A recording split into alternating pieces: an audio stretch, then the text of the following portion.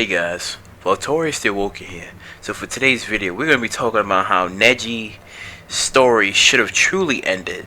So let's go back to the Chunin exams, and everyone was like, hell nah, Naruto is losing because Neji is a genius and he has bigger things in his future. So the fight between Naruto and Neji, at this point in time, the story would have shifted towards Neji's side, as he would have won the first round against Naruto, because in this case Naruto wouldn't have been able to use the Nine Tails until the Gaara stuff started happening. So after when Neji defeated Naruto, he proceeds to continue the notion about the Hyuga clan and the responsibilities he has to uphold. Now Naruto would have fought Neji again right before the search team goes after Sasuke. Naruto is trying to rescue Sasuke, but Neji is like, let me see your resolve. So let me see your resolve. So at that time, Naruto would have already surpassed Neji, since he would have learned the Rasengan and been able to tap into the non-Teflon chakra. And when Neji is defeated, he starts to come around to Naruto and changes. So fast forward to Naruto Shippuden, Neji is shown training and he thinks about wanting to fight against Naruto, as he already has respect for him. Naruto comes back to the village, and a few days after him and Neji begin to fight each other, Neji is once again pushed back by how far Naruto has gone with his training and is inspired to become even stronger. Now when the pain stuff broke out, I'll say that in the last stand it would have been Naruto and Neji going up against the pains. Neji would have been defeated by the Yahiko pain, which would have led Naruto into defeating the pains and winning the war. Neji would have woke up dreaming about the future and how Naruto would be the one to change the ninja world. At this point in time, Neji looks back on his previous fights and feels that he did get strong, but he needs to be even stronger. Because I'll say that Neji would have taken out maybe 2 of the pains. Maybe 2.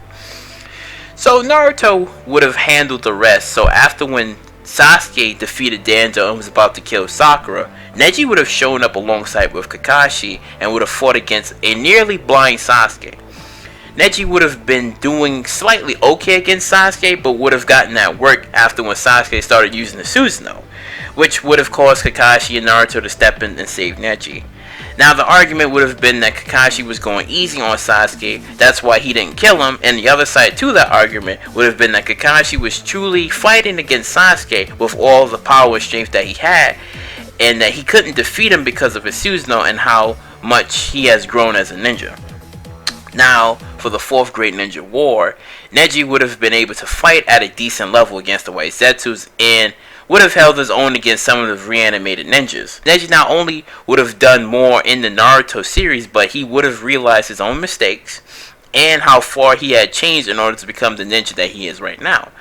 Neji would have gave Naruto and Killer Beast some support against like the former host of the Tail Beast, but would have had to leave and go back to his team. And the part where Neji sacrificed himself to save Naruto, now that part still would have happened, but I'll say that it would have happened right after Obtio would have gained the incomplete form of the Ten Tails and would play like a little game with Naruto that you want to save everyone, right? So after when the Shinobi headquarters got nuked by the Ten Tails, Obtio in his complete Ten Tails form would have started killing off the Shinobi Alliance, but would have fired off an attack going towards both Naruto and Hinata, and at the last second, Neji pushes them both out of the way and he gets hit with it. Neji would have been telling Naruto his dream on how he knows Naruto is the man of tomorrow and the person who will lead the next generation of ninja into the promised Neverland.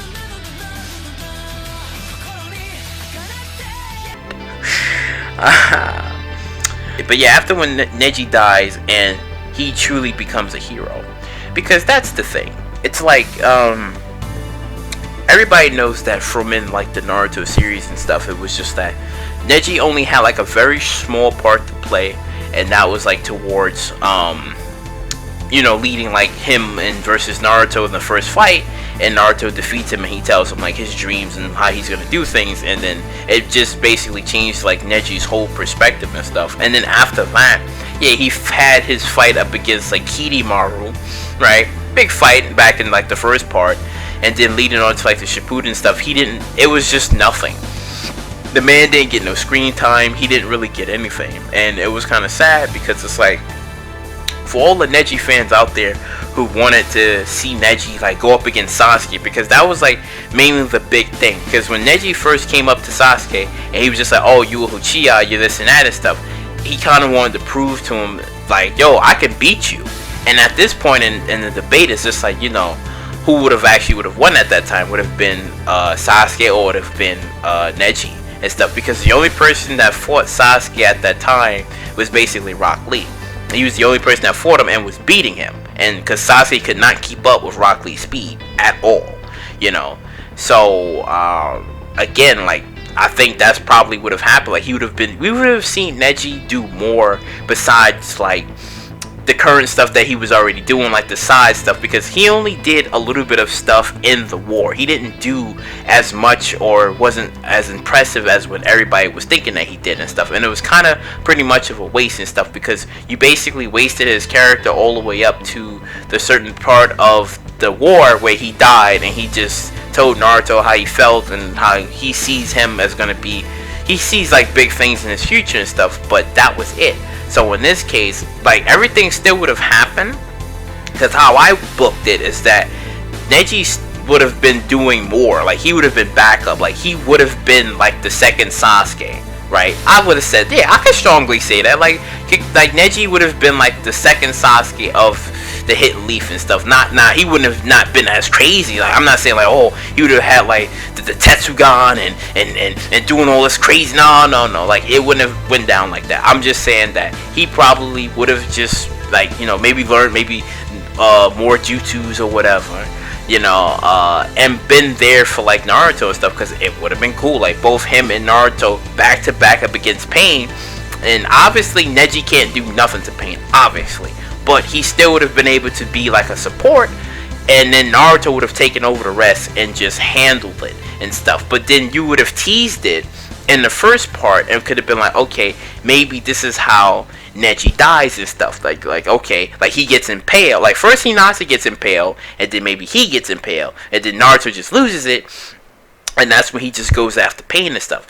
You could have done it that way. And then in the fourth Great Ninja War and all that other stuff, when that stuff was breaking out, you know, yeah, like Neji could have been doing something there. Maybe he could have taken out, maybe, I don't know, I wouldn't say he should have been there for the Azuma stuff, because that was Shikamaru and Choji's thing, and Ino's thing. No. He couldn't have been there for that. But let's just say, like, maybe there was somebody on the battlefield that he recognized, he knew, some shit, and he could have been able to handle that. Maybe not on his own, but maybe with help or whatever. He could have done that and stuff, but unfortunately, that didn't go down that way.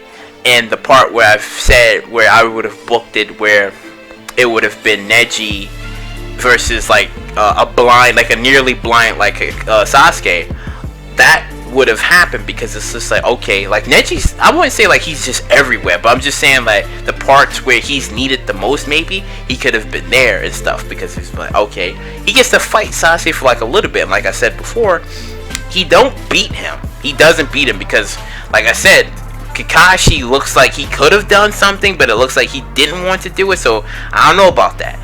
But against like Neji and Sasuke, yeah, Neji would have done something, but once when the Susanoo stuff would have came out, Neji would have been screwed, because it's like his I don't know, 64 palm, and then his rotation against like the Susanoo arrow.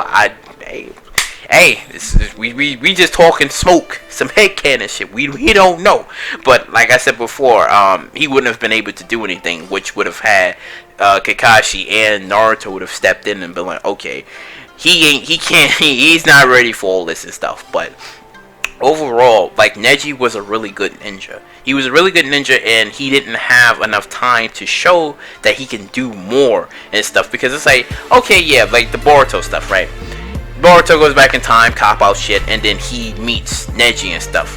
Okay, but in the future, Neji's gone. That's it for him, you know. And it would have been cool if Neji would have been alive. Neji would have been teaching Boruto these things and stuff. But unfortunately, that didn't go down that way.